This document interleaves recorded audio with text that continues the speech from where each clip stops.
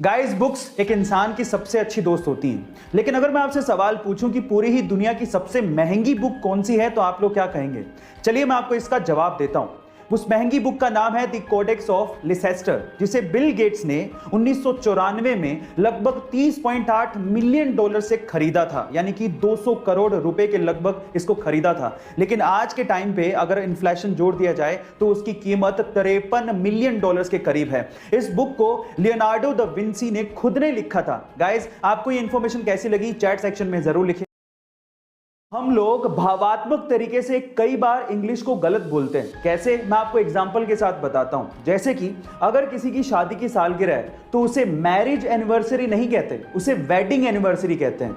इसी तरह से अगर आप किसी चीज को फिर से इस्तेमाल कर रहे हो तो उसे सेकंड हैंड नहीं कहते, उसे यूज्ड कहते हैं। इसी तरह से अगर कोई मर जाता है तो उसे डाइड नहीं कहते, उसे पास्ड अवे कहते हैं। इसी तरह से अगर कोई गरीब है तो उसे पुअर नहीं कहते, उसे अंडर प्रिविलेज्ड कहते हैं। और फाइनली अगर कोई मोटा है तो उसे फैट नहीं कहते, उसे फुल फिगर्ड कहते हैं। गाइस, आपको इंग्लिश की ये नॉलेज कैसी लगी चैट सेक्शन में जरूर लिखिएगा।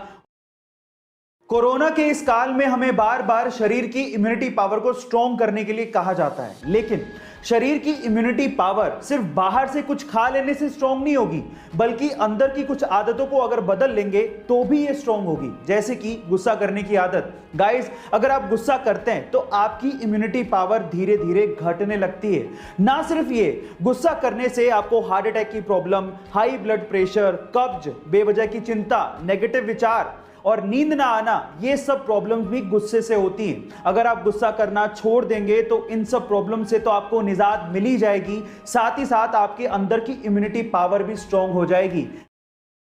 जब भी आप अपनी कार या फोर व्हीलर को हाई स्पीड पे दौड़ाते हैं तो आपके फ्यूल की खपत भी डबल हो जाती है। और हाई स्पीड पे दौड़ाते वक्त अगर कार की खिड़कियां भी खुली हैं तो 10% ज्यादा ईंधन वेस्ट होता है। इसीलिए जब भी आप हाई स्पीड पे कार को दौड़ाएं तो कार की खिड़कियां बंद कर लें। बाय द वे, मैं आपकी जानकारी के लिए आपको बता दूं कि जब भी आप अपनी कार को 45 किलोमीटर पर आवर से 75 किलोमीटर पर आवर पे दौड़ाते हो तो उस वक्त आपके कार की ईंधन की कंजप्शन लोवेस्ट होती है। गाइस, ये इंफॉर्मेशन आपको कैसे लगी चैट सेक्शन में जरूर लिखिएगा। और ऐसे अमेजिंग वीडियोस के लिए यूट्यूब पे हमारे चैनल को सब्सक्राइब कर लीजिएगा। और अगर आप इंस्टाग्राम पे देख रहे हैं तो मुझे फॉलो करना मत भूलिएगा। मिलता है अगली वीडियो में।